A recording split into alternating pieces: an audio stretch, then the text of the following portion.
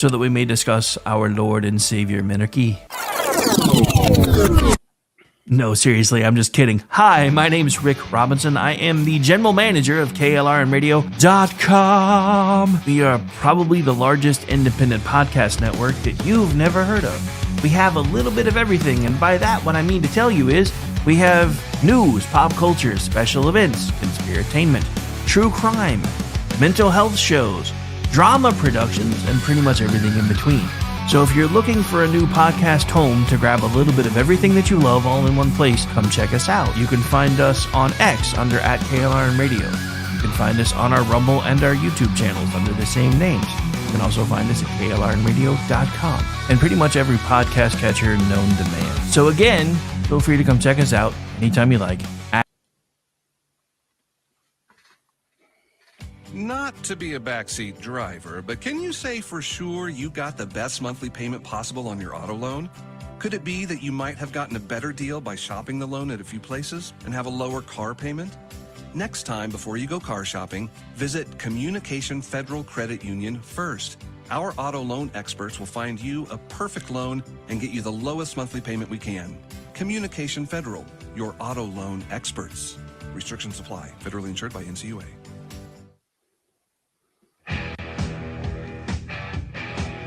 KLRN Radio has advertising rates available. We have rates to fit almost any budget. Contact us at advertising@klrnradio.com.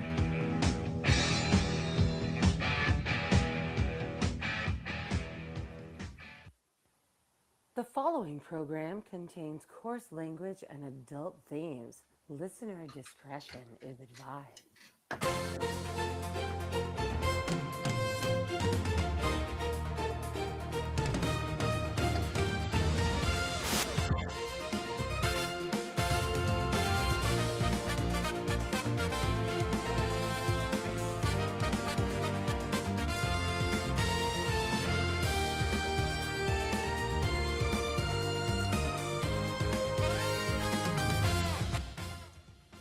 Helps if I move the slider the right way. Welcome into the Weekend News Roundup. It is your Friday edition to get you ready for everything you need to know before you head off for the weekend. I am Rick Robinson, joined by some of the normal crew and cohorts down here. We have first, starting with Shaun Lewis from SHR Media. It's been a minute since you've been with us, sir.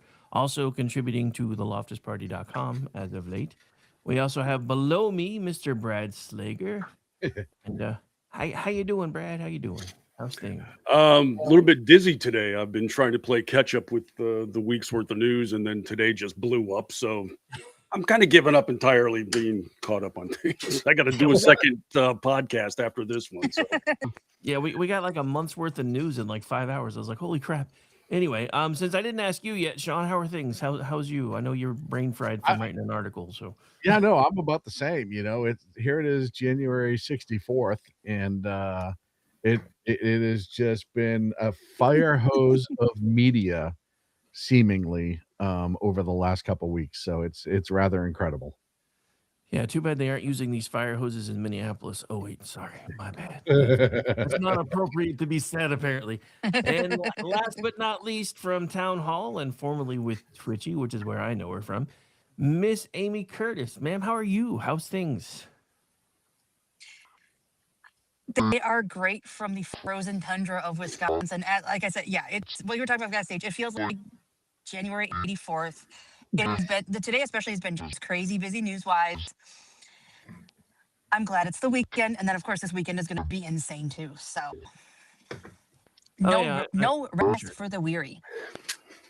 Well, you know, we knew what we signed up for when we got into the media business. At least that's what everybody tells me now that this is what I do full time. They're like, you can't whine. You wanted to do this. I'm like, but it was so much easier when Joe Biden was in charge. I was done by noon. Because everybody was done by noon. Biden was done by 11 a.m. You kept the president's hours. Yeah. If he ever got started. So. All right. So how is everybody? So everybody's done the how are we things. As far as me, it's been a crazy day. Like I said, I was coming back into the room with coffee and just about spit it out through my nose when the announcement came in about 7:30, 6:30-ish my time, I think. when the news broke that Don Lemon had been arrested. And my dog looked at me like I was Yep. retarded, and then a friend of mine said, "Well, the dog wasn't necessarily wrong." And I'm like, "Fuck you, you bastard." Yeah, I was gonna say let's not down the dog there. He seemed pretty accurate. Really? Ain't nobody asking you, sir. Ain't nobody asking you. I see how this is. I see how this. Um, no, yeah, it was about 6:30. 6:30 because my son, who's been home all week with an ear infection, woke up and said, "Mom, they arrested Don Lemon," and he looked like his second Christmas had come. And it was the right move. Genuinely surprised that they did actually arrest him, though. Not going to lie on that one. Um, especially after the judge had refused to sign the arrest warrant last week. I figured they were going to say he was a journalist. He was there in the capacity of a journalist. Case closed. But we all know that that wasn't the case. So we will see where it goes. My understanding is he's still in custody, waiting for a hearing sometime this afternoon. I mean, damn, even roosters throw me under the bus in the chat. Dogs have ways of figuring things out. I see where my friends are. I see where my friends are. But no, I mean, well, back to this. And I've been saying this now for going on 2 weeks because Gene and I did an entire show on this when Ross was off doing other stuff. He had me sit in for Ross. And everybody in the chat was like, I can't believe they haven't done anything yet. It's on video, blah, blah, blah, blah, blah. I'm like, you guys don't understand how this works. The cops didn't witness any of this. There's an entire chain of custody thing they have to go through to verify the evidence, make sure it's accurate, make sure that the metadata and everything matches up. And then, so the next step was when everybody got mad because old boy got arrested and Don Lemon didn't. They're like, this is a miscarriage of justice and blah, blah, blah, blah, blah. And I'm like, dude, this doesn't change anything. They're going to go to the next level of the judge, and then they're going to go to the next level of that judge. And then if that doesn't work, they're going to go to the grand jury. And that's exactly what they did. They went to the judge. The judge said no. They went above the judge's head. That judge said no. They went above that judge's head. That judge said no. So they said, fine, let's convene a grand jury. And now they got their warrant, which is exactly what I knew would happen. Now, whether he officially winds up, being found guilty of anything, or whether they wind up letting him off, that's going to be a completely different thing. But just saying, because I have no faith in this part of it. I am just glad that the whole crowd of, oh my God, nobody's been doing anything. Now they got like 3 million pages of Epstein files to comb through. That should be fun. That should be fun. Well, I'm waiting for the dropping of the Epstein files is just distracting away from the Minnesota riots. Because this has always been just their narrative. Whatever news breaks is distracting from something else. So it's like they just dropped 6 million documents to appease you people. Oh, you're just protecting ICE shootings. Yeah, we want the documents. We want the documents. No, don't give us the documents. You're just distracting us. Pick a lane, guys. Pick a lane. Well, we saw this with CBS and 60 Minutes when they bitched all month about Barry Weiss censoring a segment out of the show when she just wanted more information. Then she actually let it run on the 18th. And then they complained because, well, she picked that date because there was a football game at the same time. Yeah. Oh, for crying out loud.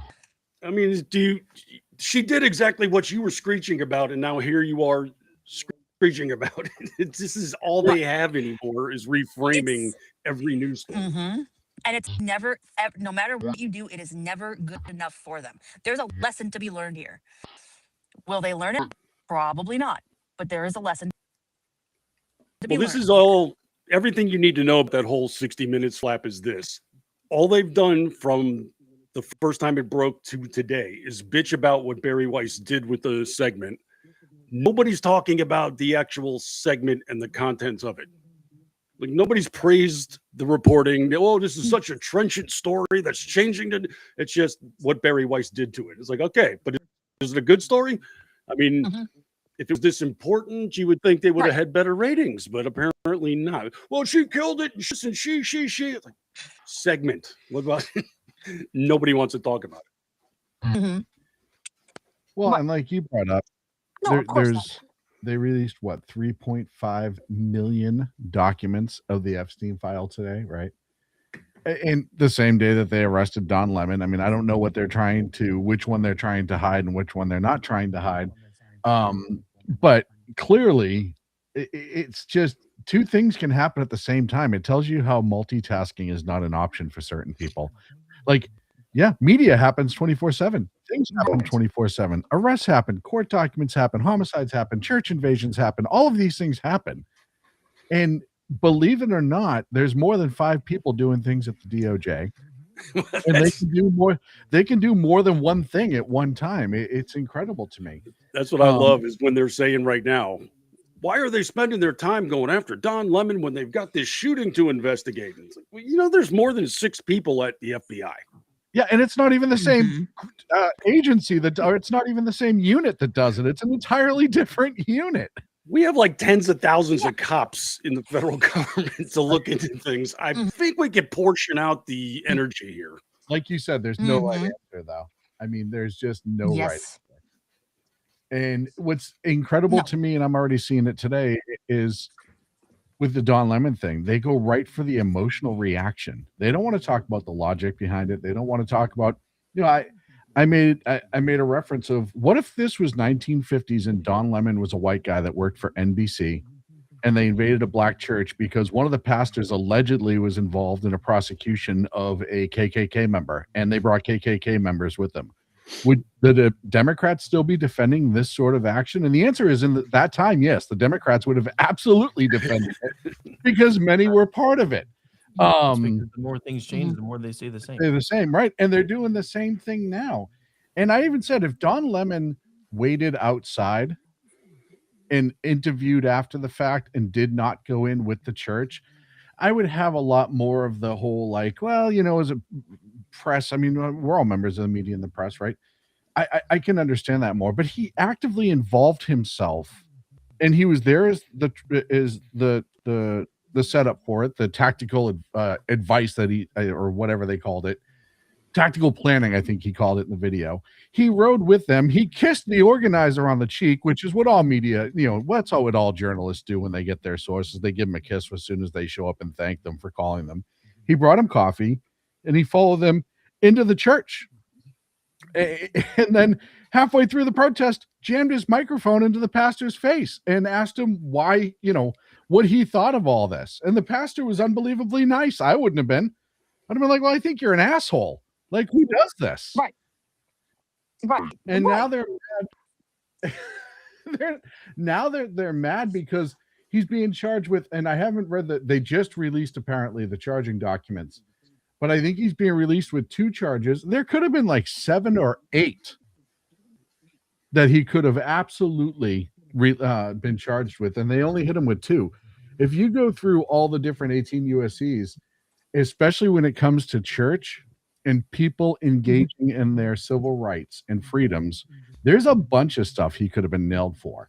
So there's going to be no right answer. And if this was the other way around, they would be screaming for conservative protesters to be drawn and quartered in the middle of the town square. Well, they'd also Absolutely. be We don't even screaming have to that go he- back to that the he civil has rights been- area. that there were- I was going to say they'd also be screaming that there weren't enough charges levied either. So there's that. Throw all the books at him. Yeah, you're absolutely right. Exactly. No, we don't even have to go back to the civil rights movement. We just have to go back to a couple of weeks ago when Nick Shirley was going to these daycares, these fraudulent Somali daycares. That was white supremacy. Imagine if Shirley had led a group of protesters into a Somali mosque in Minneapolis, demanding answers for this fraud. They would have lost their mind. At the indictment right now, count 1 is conspiracy against right of religious freedom at place of worship. Let me see if that's the first. That's the only.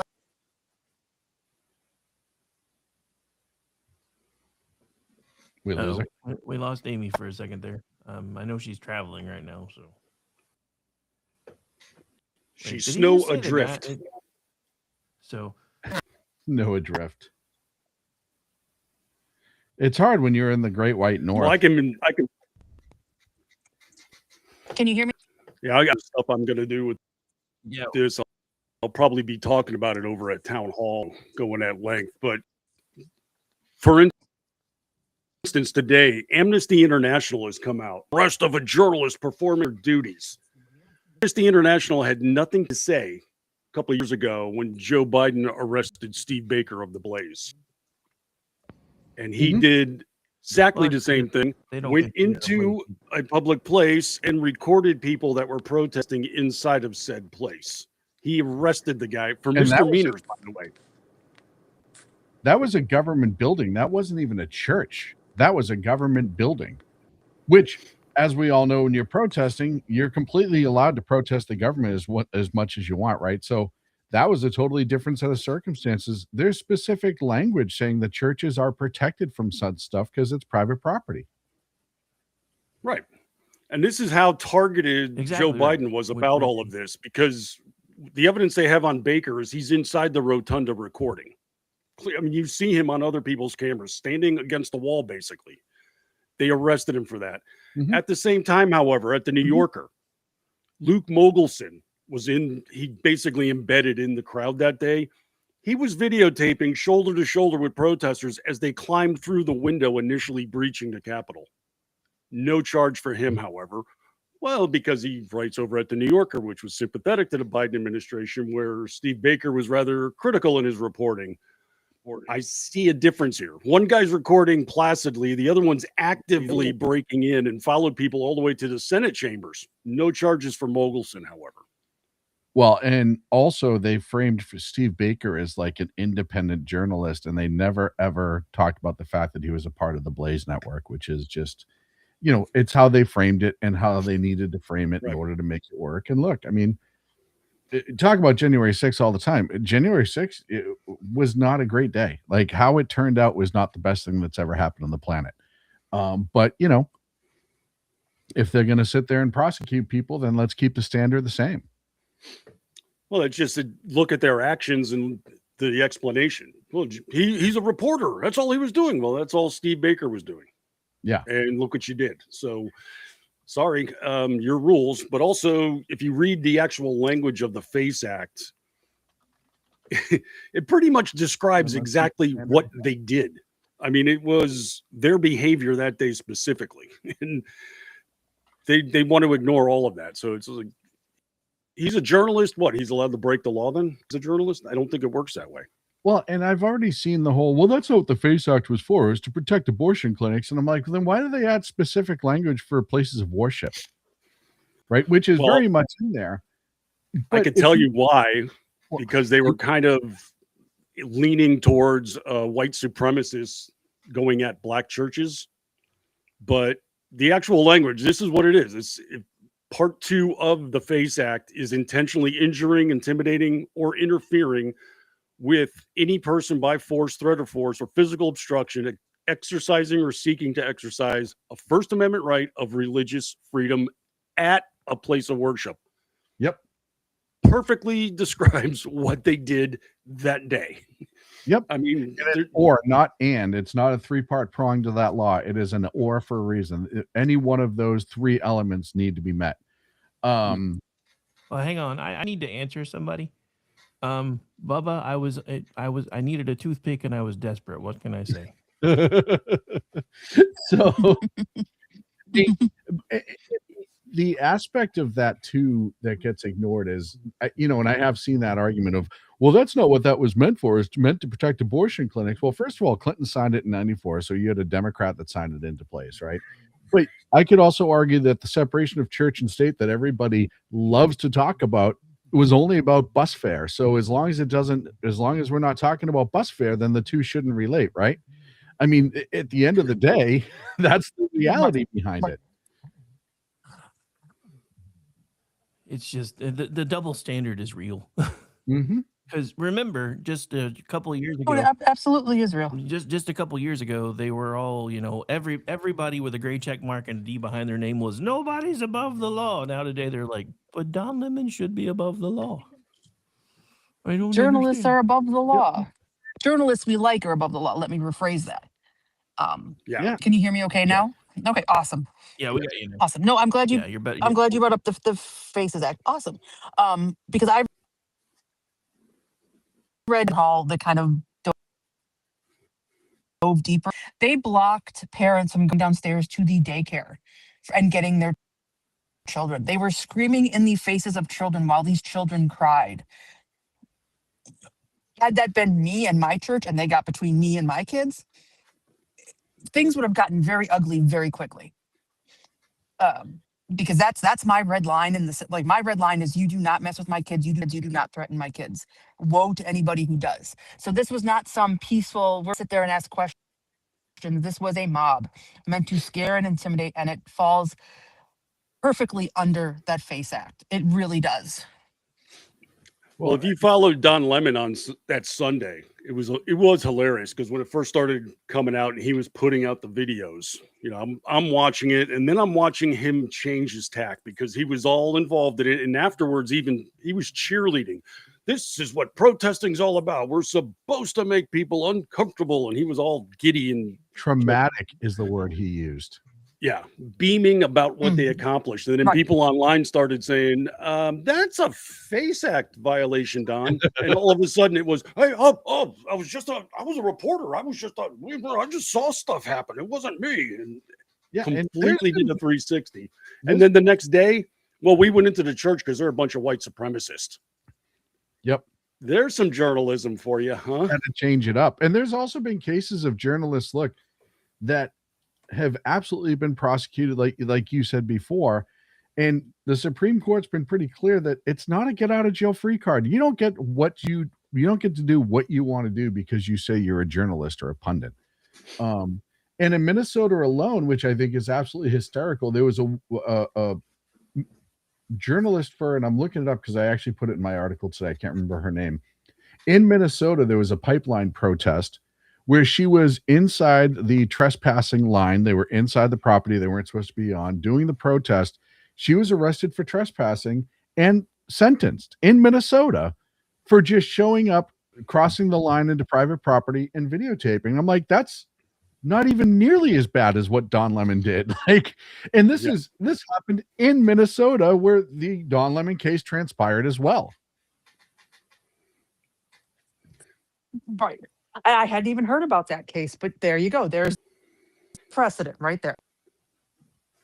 Well, what we're seeing taking place is this recalibration across the country, that when people are taking up these, ardent activist positions that are clearly illegal, they try to reclassify them as protest, and then it gets molded into a First Amendment violation. So actual illegality is what they're trying to legitimize.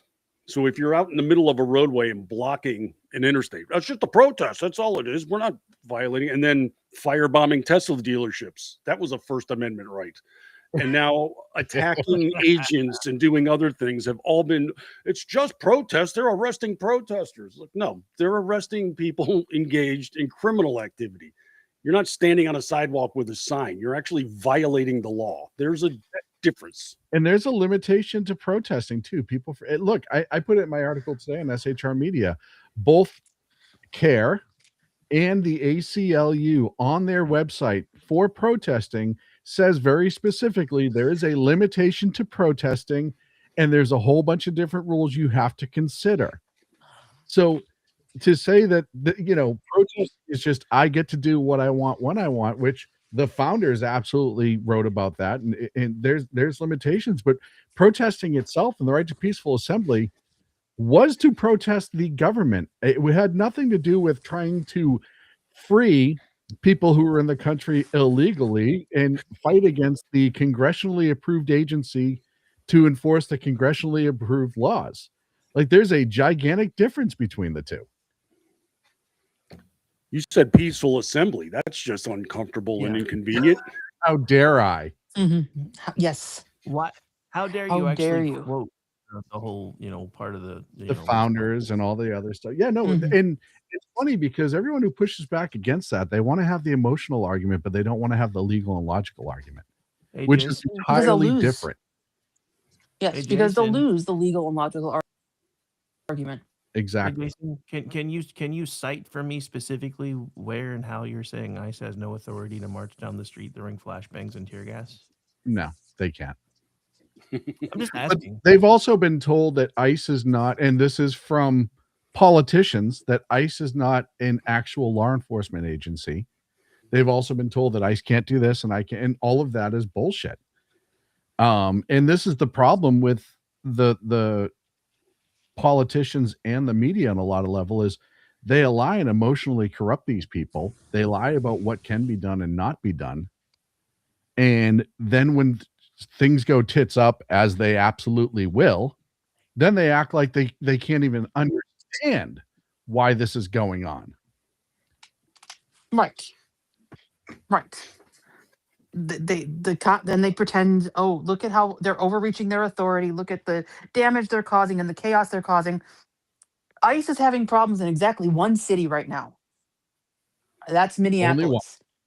Only one. They are conducting. They are having. There have been dust ups in LA. There have been dust ups other places, but where there has been a lot of problems is Minneapolis. It's not a coincidence that it's happening there, where the mayor and the governor have both said, we're at war with the government. Get the fuck out of my city. ICE is the Gestapo. Connect the dots. It's not that hard. There's a reason why there's problems in Minneapolis and nowhere else. And it goes directly back to the rhetoric of the political leaders telling their people things like ICE has no authority to do anything. That's not true. Well, I just like the elitism of it all, because we saw Tim Walz encouraging people, get out in the street, go fight them, get in the first line of things, while he's safely behind his security fence. Right? And he's protesting against us putting up walls while he's safely ensconced behind a safety gate. And we saw that one idiot at a red carpet event, the actor Giancarlo Esposito. They were interviewing about this. People need to get out there and sacrifice themselves for us so we can survive. Yeah, he's like 50,000 people could get killed. Some of you may. Well, the rest of us will live. Excuse me. Some of you may exactly die. The Lord Farquaad. World for your sacrifice. Yeah, I love that part. But I do like the fact that that is a sacrifice. Yes, you dying in the street is something I'm willing to support. I do like the fact that the washed up guy from Revolution keeps using the word that we need a revolution. Yeah.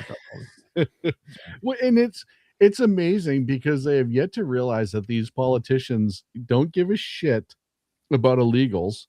They don't give a shit about the protesters. They want redistricting and they want to fundraise off the incidents that come out of this. Those are the two things they only care about. That's all they give a shit about.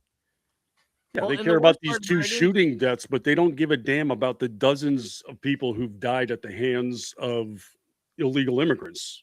Mm-hmm. Right. Nope. So that's the other thing. But the other thing is now we're starting to see all these receipts. Like now they're tying a lot of this funding to a group that is tied directly to the CCP for all these fancy signs and everything that everybody's waving. They've got U-Haul trucks pulling up with printed fancy signs and the vests and the masks and all this stuff. And it turns out it's a disenfranchised American billionaire with ties to China that is apparently funding a lot of this stuff and is part of the Party for Socialist Liberation, I think is what it's called. Well, when you said China, right? Thank God it's not Russia. That would have been problematic. Right. That would have been a little weird. It is very, very bizarre to see what they will support and what they will not support.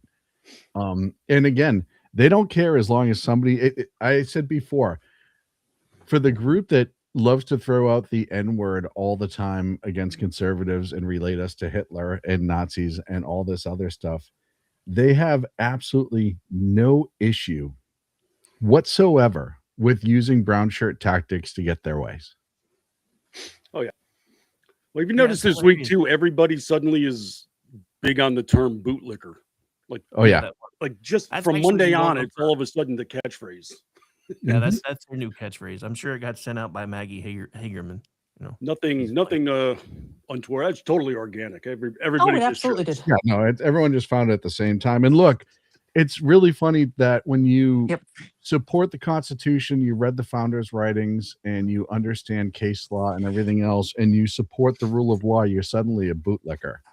But all of these people wore a mask, and they would scream at you if you dared go outside without a mask during COVID.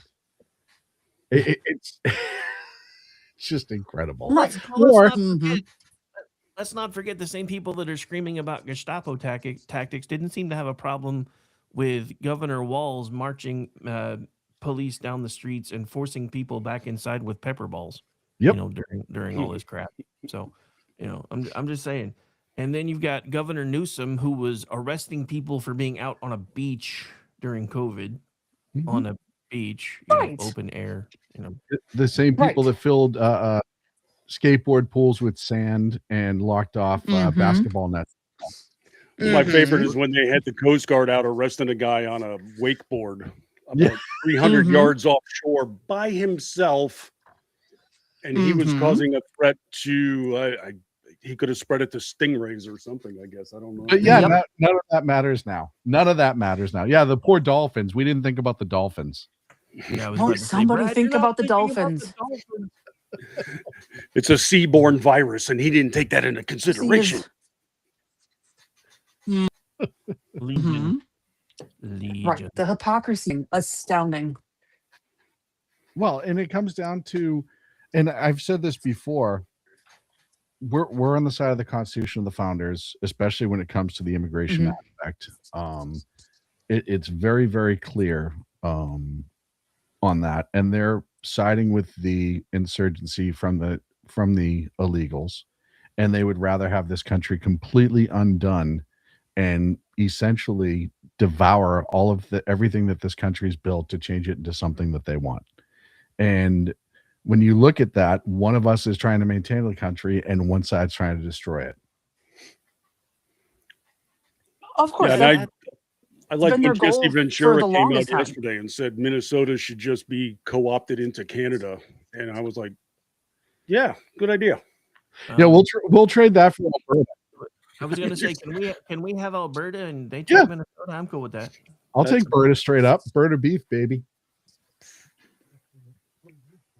Win for us, honestly. I mean, it would definitely. I mean, come on. I mean, I saw the other day. I guess the folks in Denmark, 200,000 of them have signed a petition to annex California. I'm like, dude, I would give it to you for a McDonald's cheeseburger. Yeah, it's like even that much. How about a year's supply of Danish, and we'll call it even. There you go. Win-win. I mean, sorry, Shaun, all around. You might be a Danish citizen soon, sir. No, I'll just have to leave. That's all. No worries about that. I don't know why your crazy ass is still living there anyway. Yes, I know you're there for your kids. You don't have to tell me, but still. That is what it is. Right. So I think we squeezed all you do what you got to do. I still. I see what yes, we did. If I had a rim shot, I would do a rim shot. I see what you did. Yep. Thank you. There we go. I had one. I just didn't. I knew we had one of those. Somebody saying rim shot. I just figured I'd hit the button. I couldn't hear what he said. So. Yep. Don't know if you can use that term the with juice Don out of Lemon, that story. however, though. That's might be. Hey,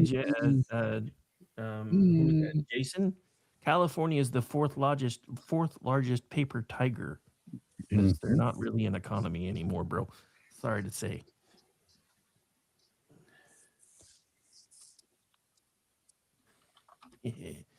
Oh, all right. Exactly. Where else we want to go? I think we have sufficiently. Well, we have. Yes, we have lemon to lemon. We do have to talk about Catherine O'Hara, the actress, Schitt's Creek, Home Alone, a bunch of mockumentaries, A Mighty Wind, Waiting for Guffman, Best in Show.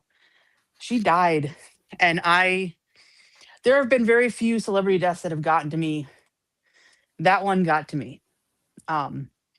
According to The Guardian, it was after a brief illness. She was only 71. Last public appearance was in September at some Apple TV event because she was on an Apple TV show called, I want to say it's called The Situation, but because I'm traveling and on my phone, I can't look it up at the moment. And she looked very thin.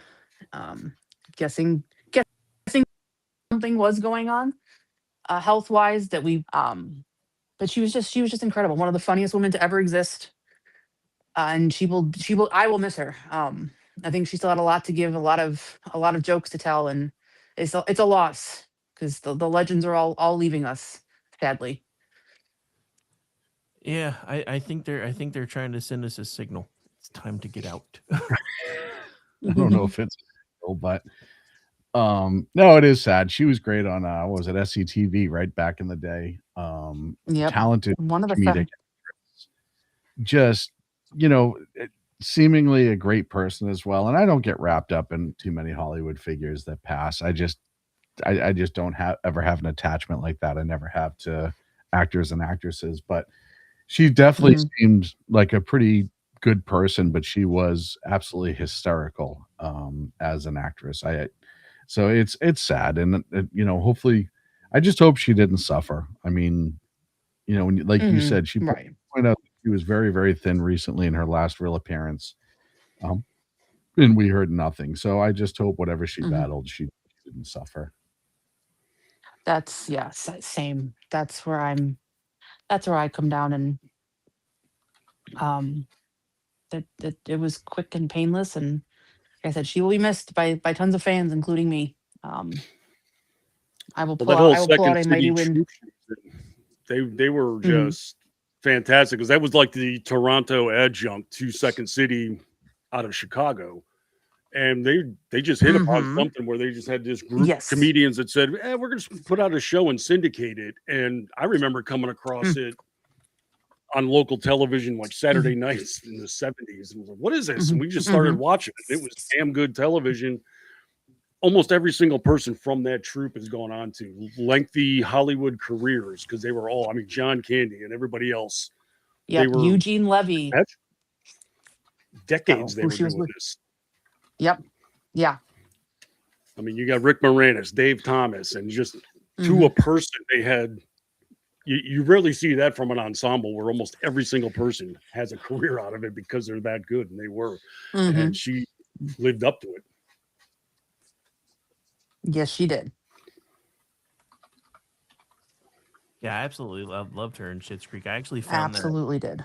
I actually found that towards the end of its run, and I wound up That was a watching great all show. of it, and I was like, I didn't think I was gonna like it at first. Then I sat down, and I was like, oh my God, this is just absolutely hilarious. So. And just how many gifts do we have from that one person? Yeah, I started. Yep. Oh, countless gifts and memes and quotable lines. I haven't finished. I haven't finished Schitt's Creek yet, but I need to. But yeah, one of the funniest shows out there. Oh, so it's just, yeah. As far as celebrity deaths that hit hard for me, the one that's the most recent one that hit me really hard was Hulk Hogan. I grew up absolutely loving Hulk Hogan, and I know I'm going to be made fun of in the chat. Yeah, that one was a shocker too. Yeah, that was like it was like our childhood. Like that was Hulkamania and everything. But Yeah, that one was that one stung. Going back now, the one that really hit me is 10 years ago now, was Alan Rickman. That was just 10 years ago this month, and it doesn't seem like it's been 10 years. It seems like we've lived 8 million lifetimes since Yeah, I then. was going to say it both seems like it was like 1,000 years ago and 5 minutes ago at the same time. I'm like, it doesn't seem like it's been that long. At the same time, it feels like it's been forever.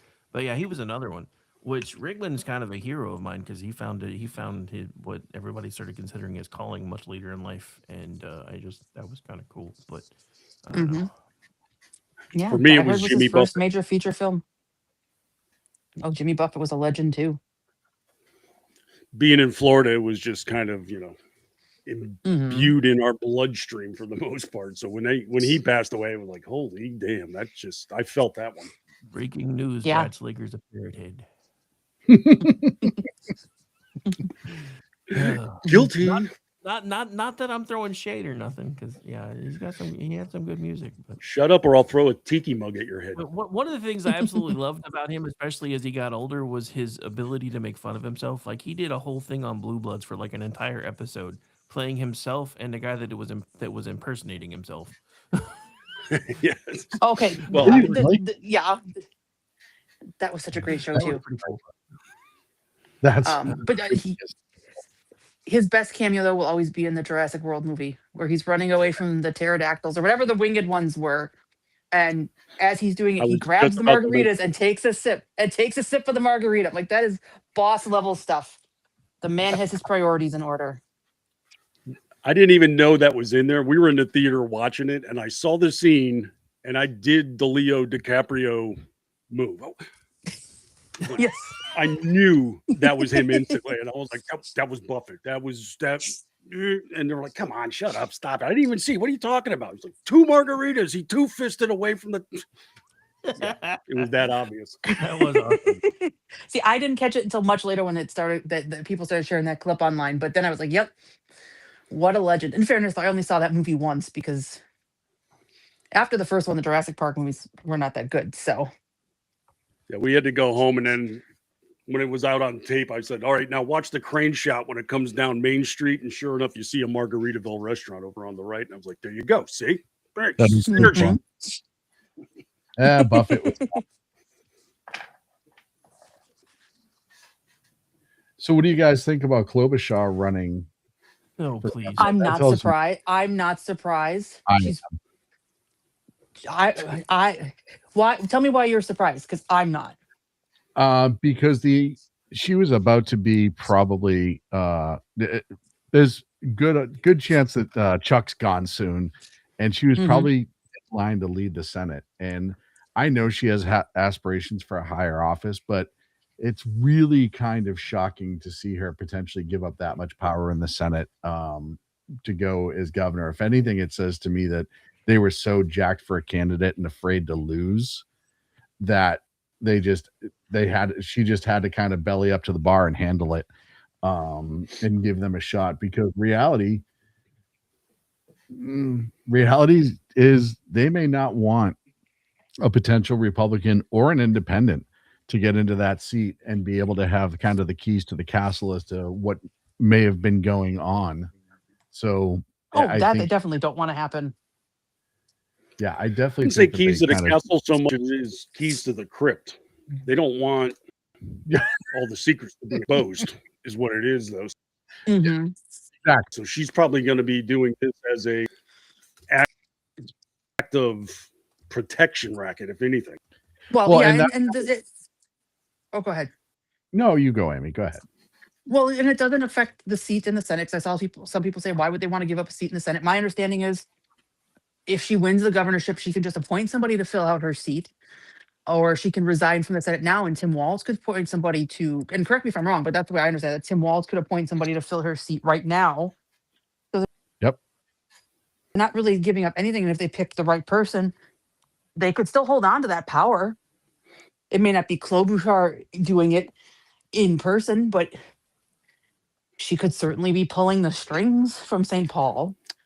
And I've already seen if she gets in, there's speculation. Everything's speculation, obviously. It's just where we are right now. That she would appoint Walz to her seat, and it would be kind of a straight change up. So, I mean, all speculative, clearly, but all stuff that are possibilities. Yeah, I've heard that other places too. So it wouldn't surprise me if that was the plan. It wouldn't surprise me, and it would align with him saying he's never going to run for office again. Emphasis on run. But I think that there's for the Democrats, they're diehard supporters. There's no line that they can't cross that they won't support. But I think for the rest of us who have looked at what Tim Walz did in Minnesota, who soundly rejected him as vice president, pulling something that shady would be incredibly ballsy and damaging. And the Senate, if I was in the Senate, I would immediately open up hearings into Walz and work to remove him from the Senate, because he's corrupt. He had his hands in that. His hands are all over that fraud. I don't care what anybody says. That's why he dropped. I mean, he said the other day, "Oh, it's imaginary. It's all made up." You don't drop out of the governor's race because you've been accused of something that's imaginary. You drop out of the governor's race because whatever you're accused of, you don't want to get caught. Yeah, and you also don't drop out of the governor's race when you're winning. When you're that too. And I don't want to come off sounding like and I'm I don't know pure enough genius on the matter, but just a couple weeks ago, it was over at Town Hall. I mean, Red State. I was tying in how the fraud that's been exposed in Minnesota now starts to make the amount of influence Minnesota has in the DNC so much more. Why did they choose Tim Walz? And they thought it was maybe to secure some votes. Now, the fact that he's so embedded with this fraud scandal, the money, slush fund. Was that 9 And billion? just look at how many Oh, Minnesotans absolutely. are part of this. We're talking Keith Ellison, Right. who should have been kicked out entirely because of the sex aggression, I guess you can call it, during Me Too. No, they shunted him back to the state, and now he's shielding all of that. You've got Ilhan Omar with her fraud now becoming more and more exposed. But just look, too, who's the head of the DNC right now? Ken Martin out of Minnesota. Who was before him? Jamie Harrison out of Minnesota. I mean, this state has never been politically significant. And yet in the last 10 years, somehow every single person coming out of the state has a prominent role in the party where possibly tens of billions of dollars of fraud have been floating around. Right. Funny how Right. that And happened. I think I said All it. right, so Right. It's fun. And I think I said it on the last stream. My working theory, because for a long time I couldn't figure out why she picked Walz over Shapiro, Bashir, Newsom, any other Democrat who might have helped her, especially Shapiro, because he would have helped her maybe win Pennsylvania.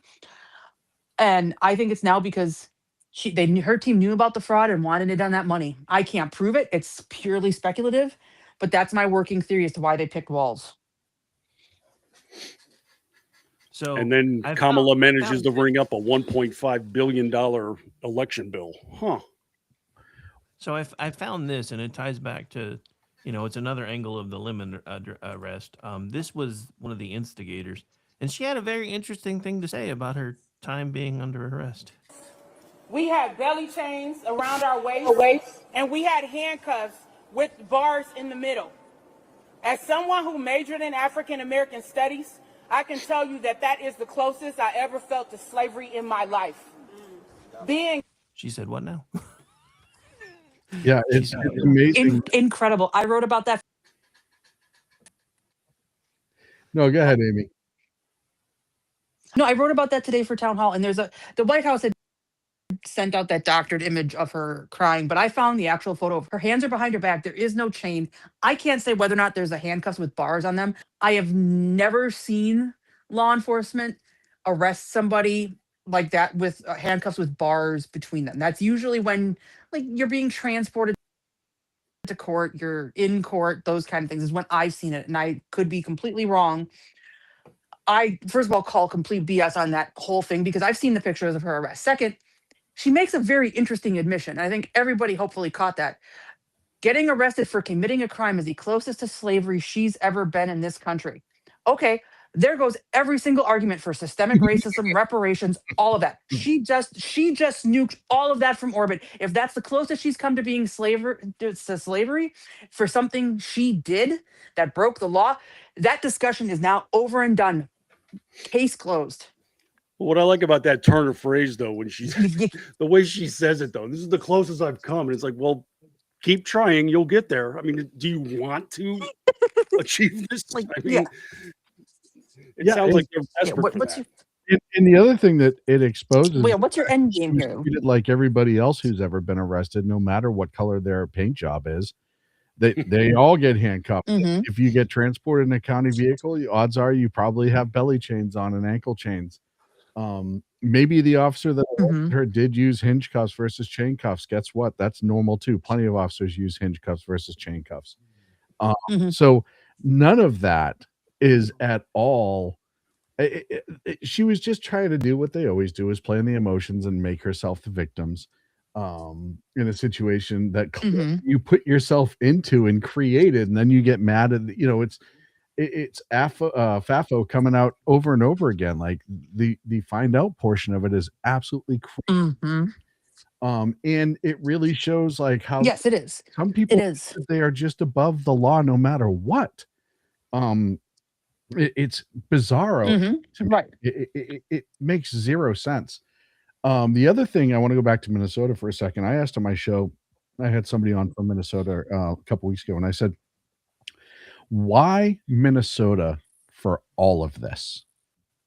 From the fraud, there was the eating scandal, the food scandal with kids, the mass migration, all the political weirdness that's going on. And she said, plain simple, and she's been in politics in Minnesota for a long time, it's because the media there is so complicit and the Democrats have such a lockdown on the state house and the government there that they can do a lot of stuff without anybody looking around whatsoever. And when things do get talked about, they had a commissioner, I forget what she was in charge of, one of the state offices, get arrested with an open container on a DUI, or was in a DUI crash, rollover with another member of government. And it took 9 months for that to come out into the newspaper. And it Incredible. Incredible. because the media there is entirely complicit with what goes on in that state house. So it's unbelievable to me to see a state be so jacked up. The trade-off to that is it is not at all unbelievable to me, because we've seen what happens in cities like Chicago. Well, this is just one example, but if you look at the Minnesota Star Tribune, completely suck up newspaper for Walz and the administration. They came out with a piece a few weeks ago. Oh, the fraud scandal is only about 100 million or so, when billions of dollars have been exposed already. The publisher of that rag is a Walz acolyte. He comes right out of it, and he was put in that place by Walz. And as they're sitting there pimping labor and everything else in the state, about 2-3 months ago, the Star Tribune had to ship out the printing of the paper to Iowa because they can't afford to do it in Minnesota any longer because of the policies that very paper pushes. Well, that is the chef's kiss. But it also is a amazing view of media in general in this country, and especially the legacy media aspect. Why they're not selling, why numbers are down dramatically, why the approval rating for media is, I think, lower than herpes. It's just been unbelievable, and this is what they do. This is exactly what they do: is they control the narrative, they spread the narrative. If they like a politician, or if that politician's part of whatever in crowd, they just suck up to them constantly. They repeat lies. I mean, you look at how much of the media came out today to defend Don Lemon instead of just saying nothing at all. It's incredible to me. Like, you're better off just saying nothing and being like, oh, geez, I don't really know the guy. I mean, I wasn't really following him after he fell from CNN. I don't know what he's up to these days. Give me a few days to look into it, and I'll get back to you. And the media cycle work that out. Right. So you don't have to, but they're not even smart enough to do it. So many of them are doubling down on it, and it's just mind. It's just, Right. Well, they have. It is. They have this. Go ahead.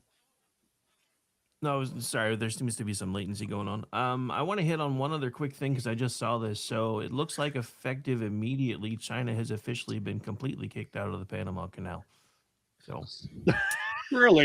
Woohoo! Yep. All right. This is from our friends over at Red State. I'm 100% fine with that.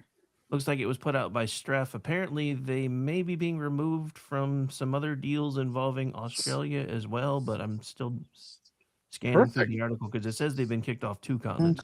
But yeah, so apparently Panama Supreme Court ruled the deals with Chinese leases as unconstitutional, and the Supreme Court of Panama has annulled a contract for a Hong Kong company to operate 2 ports at either end of the Panama Canal.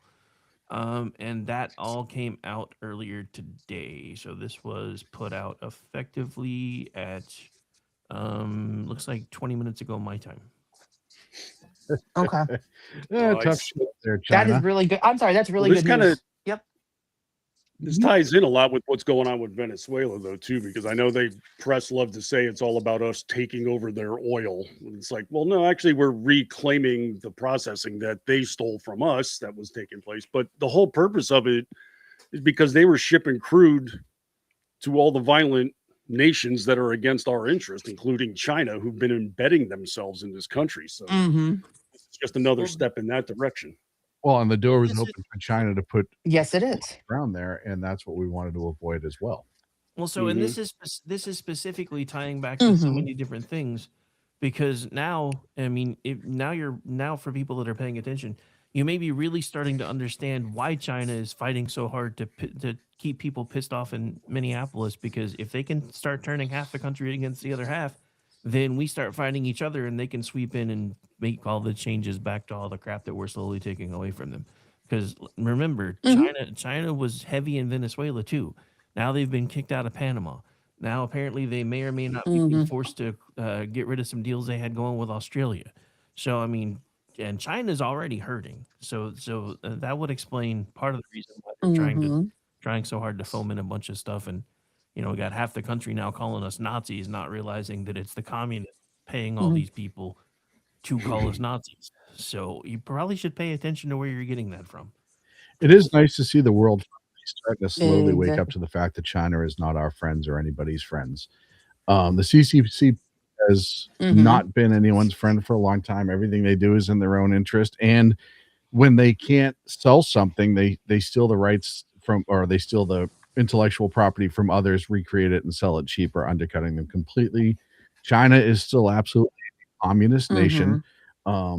They've kind of gone a little bit more over to the Fabianism side as far as the economy side of things and how they're producing over there, but they're still communists at heart, and they are still not not a good not a good country. And sorry, in the chat room said China is definitely not hurting. China's economy is completely inflated outside to the outside people. China's economy is not good, and there are numerous economists that agree on that, just like their military is not good.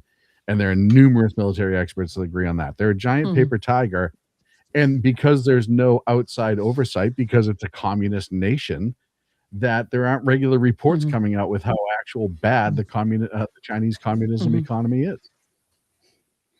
Well, you ready for a great segue here, Rick? What you got? What you got? Because I got to get out of here, so I was going to give you my baby of the week. But speaking of China, over at Town Hall, I did a couple of pieces about the results of the Davos meeting this last week, I should say. And the second half of that is how China went out there and just said all of the right things from an ecological standpoint. We all must join together for the climate, and we all need to just be teammates on this. And Davos was just like, yes. What China was saying is rely on us to give you all of the things you want, like wind farms, lithium batteries, and everything else, as they strip mine Asia for lithium. And they've been ramping up their coal production like freaking mad dogs. It's 3 times as big as it was 10 years ago. They bring coal plants on a regular basis. Daily. In defiance of the very policies that these idiots want. So in order for them to create all of the components for the wind farms, coal plants. How about that? And then there's like, yeah, but they said nice stuff. They said green words. And it's like, OJ was funny in The Naked Gun. What's your point? All right. So now that Brad's given us his top story of the week, Amy, what you got for us?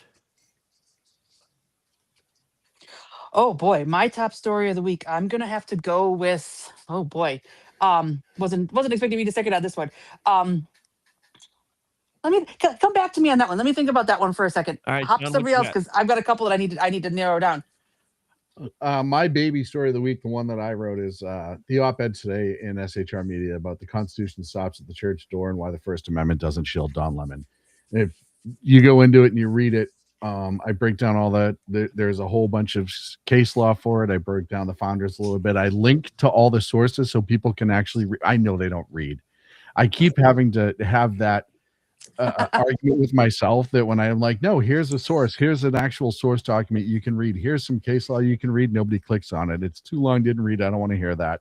Give me emotional outrage, but it's all in there. All right. As far as for me, because I'll come back to Amy in a second.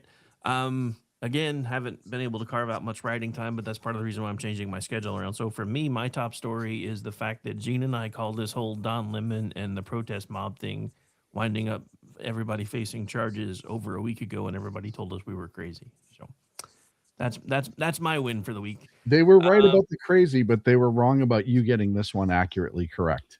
Yeah, well, I mean, I never claimed to be sane. Two things can be true at the same time. I never claimed to be sane. I mean, I'm friends with you. Yes, they can be. That should prove already that I have a certificate that says I'm sane with the N marked out by crayon. I'm friends with you. But anyway, so Amy, what have you got for us now that you've had a moment to think? All right, I've got mine. It's 2, but they're the same vein in Florida. Okay. In the last week, we saw 2 nurses and Eric Martindale attack members of the Trump administration and or conservatives. Lexi Lawler was a labor and delivery nurse who said she hoped Carolyn Levitt has a 4th-degree tear. I won't go into details because it's all guys on the panel. Google it and figure out what that is. It's not fun. And I've Eric had- Martindale was a certified nurse. And I was going to say I've had Go ahead. I've had children. I'm aware. Ugh. Ugh. Yes. Okay. So if you know somebody, and Eric Martindale was a certified registered nurse anesthetist. He said he wasn't going to give anesthesia to patients, MAGA patients, during surgical procedures. Both of them have now lost their license in the state of Florida. It looks like Martindale surrendered his and moved to Indiana before the state could take it away, but the state took away Lexi Lawler's because of what she said. And that is exactly what needed to happen, because as someone who has a nursing license, who leftists tried to get taken away because I disagree with the COVID vaccine, you don't do this. This stuff needs to end. Healthcare professionals cannot go on social media and say they're going to hurt patients, harm patients because of their political views. There is no ethical or any sort of exemption in any law that says you can do this. You can't deny patients care because of their political views. And the only way it stops is if they start losing their jobs. So good for Florida for drawing the line in the sand, and hope other states follow suit as well. I guess they missed. Yeah, we don't play down here. They addressed that kind of stuff. And we just made the announcement. DeSantis came out and said, going forward, all voting ballots are going to be in English strictly, and they're pulling anything that has other languages on it. Good. Outstanding. Good. I love Ron DeSantis. I'm so right. sad that he can't be governor again. But Yeah. good. Florida doesn't play around, and I'm proud of it. As am I. All right, Brad, where can folks find you? Because I know you got other work to do, and so do I. I am available daily over at townhall.com with my media column, Rift from the headlines. You'll see me on the left side. Click on it and just savor the media meltdown. And also on the front page of Red State on the regular, I got my podcast there called Liable Sources, going deeper into the press. And you can hear me here at KLRN Thursday nights, Tuesday nights, going on a variety of topics. And then over at Jitter, I am at Martini Shark. And Shaun, where can folks find you, sir? Follow me on X, the number 2 against tyranny, and then you can shrmedia.com. You can find where I write. I'm also on SHR Media's YouTube with my shows, which simulcast on KLRN. Thank you. And I also write over at the Loftus Party. Look at you multitasking and stuff. Amy, Trying not where can to. folks find you? You can find me on Twitter at Ranty Amy Curtis, also on Town Hall, where I write a lot of stuff. So check it out there. And then you can go to Amazon and order my book, Gaslight. Just search Amy Curtis and Gaslight, and you'll find my book there on Amazon. All right. As far as for me, you can find me at RiderRick73. You can find everything we do here at KLR Radio on X, Facebook, YouTube, and Rumble. You can find me as a contributor on Twitchy.com, MisfitsPolitics.com, TheLoftusParty.com, and I also produce the Loftus Party podcast, which drops on Tuesdays, as well as about 80% of the content around here. As far as for today, my final show will be tonight. He Said, She Said, 8:30 p.m. Eastern. I am off tomorrow, back Sunday night with Kingdom and Country, followed by America Off the Rails on Monday night. For everything else, please feel free to check our schedule. Want to thank everybody for hanging out with us today. And for all you trolls that have been driving up our numbers, you think we don't like you, but we just like the fact that you hang out with us, even if you're being dumb the entire time. Bye, everybody. Bye.